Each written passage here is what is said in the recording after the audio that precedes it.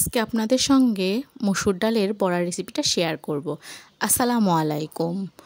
শুরু করছি ডাল বাটা দিয়ে রেসিপির প্রথম ধাপটা। দেখতেই পাচ্ছেন ডালটা কিন্তু ভালো করে বেটে নিচ্ছি।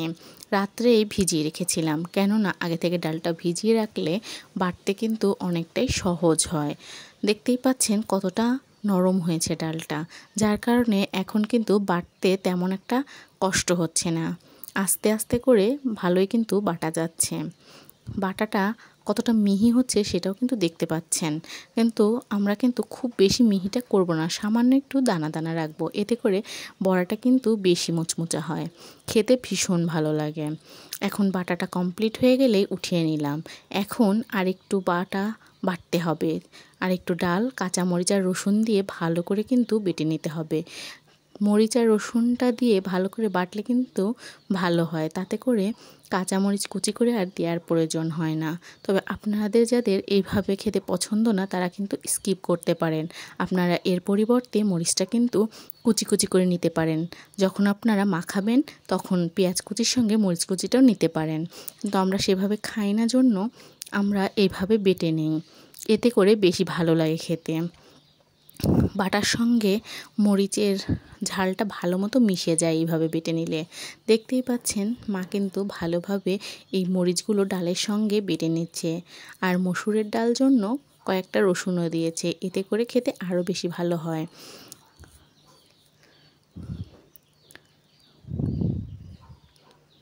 ধীরে ধীরে কিন্তু বাটাটা কমপ্লিট হচ্ছে। এখন একটু জিরা দিয়ে দেয়া হলো, ভাজা জিরা, এতে করে জিরার একটা আলাদা ফ্লেভার অ্যাড হয় এর সঙ্গে। দেখতেই পাচ্ছেন এখন জিরাটাও কিন্তু ডালের সঙ্গে ভালো করে বেটে নেওয়া হচ্ছে।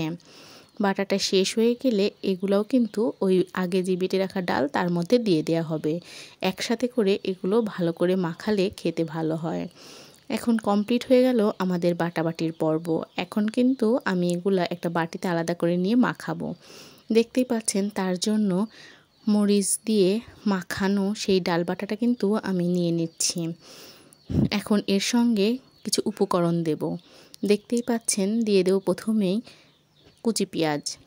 কুচি পেঁয়াজটা এখানে আমি একটু বেশি অ্যাড করব, তাতে করে কিন্তু বড়াটা বেশি ভালো হবে।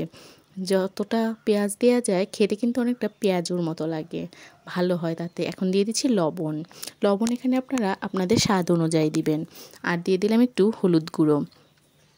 হলুদ গুঁড়োটা দিচ্ছি কালারটা সুন্দর হওয়ার জন্য, আর তার সঙ্গে একটু দিয়ে দিলাম ধনিয়া গুঁড়ো। ধনিয়া গুঁড়োর গন্ধটা আমার অনেক ভালো লাগে, তার জন্য আমি এটা অ্যাড করেছি। আপনারা চাইলে স্কিপ করতে পারেন। এখন ভালো করে কিন্তু এটা মেখে নেওয়ার পালা। মাখানো হয়ে গেলে চলে যেতে হবে চুলায়। দেখতেই পাচ্ছেন আমার কিন্তু মাখানো কমপ্লিট। এখন চুলায় একটা প্যান দিয়ে তার ভিতর দিয়ে দেবো তেল। সাদা তেলটা দিয়ে গরম হতেই দেখুন বড়াগুলো একে একে ছেড়ে দিচ্ছি। দেখতেই পাচ্ছেন তেলটা কতটা গরম হয়েছে। খুব বেশি কিন্তু গরম করা যাবে না, তাহলে কিন্তু এক সাইডটা পুড়ে যাওয়ার সম্ভাবনা থাকে। মিডিয়াম আঁচ দিয়ে এভাবে হালকা আঁচে ভেজে নিতে হবে। এখন উল্টে পাল্টে নেব। এক পাশটা কিন্তু হয়ে গেছে। এখন ভালো করে একটু উল্টে পাল্টে নিলেই কিন্তু বড়া ভাজিটা কমপ্লিট হয়ে যাবে। দেখতেই পাচ্ছেন আমি কিন্তু ধীরে ধীরে একটা একটা করে সবগুলাই উল্টে পাল্টে নিচ্ছি। এখন এই সাইডটাও লাল হয়ে আসলে তারপর কিন্তু এটা নামিয়ে নেওয়ার পালা। দেখতেই পাচ্ছেন হয়ে গেছে আমার দুই পাশটাই কিন্তু। এখন এগুলো নামিয়ে নেওয়ার পালা। নামিয়ে নিয়ে গরম গরম ভাতের সাথে সার্ভ করলে খেতে কিন্তু ভীষণ ভালো লাগে। আপনাদের কাদের কাদের বড়া খেতে পছন্দ এবং এইভাবে আপনারা বানান সেটা কিন্তু কমেন্ট করে অবশ্যই আমাকে জানাবেন। আপনাদের কমেন্টের অপেক্ষায় থাকব। যদি কখনো মনে হয় যে এইটা করলে ভালো হবে বা ওইটা করলে ভালো হবে, সেটাও কিন্তু কমেন্ট করে জানাবেন। দেখতেই পাচ্ছেন কথা বলতে বলতে প্লেটে কিন্তু সার্ভ করা হয়ে গেল। কালারটা কতটা সুন্দর এসেছে, খেতেও কিন্তু বেশ মুচমুচো ক্রিস্পি হয়েছে। দারুণ মজা লাগছে খেতে। আপনারা একবার হলেও বাসায় কিন্তু এটা ট্রাই করে দেখতে পারেন। আশা করি আপনাদের মন্দ লাগবে না, খেতে ভালোই লাগবে। এইটা ছিল আমার রেসিপি।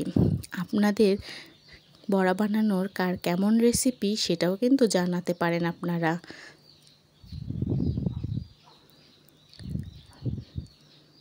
দেখতেই পাচ্ছেন পুরাটাই কিন্তু কমপ্লিট হয়ে গেল। আল্লাহ হাফেজ।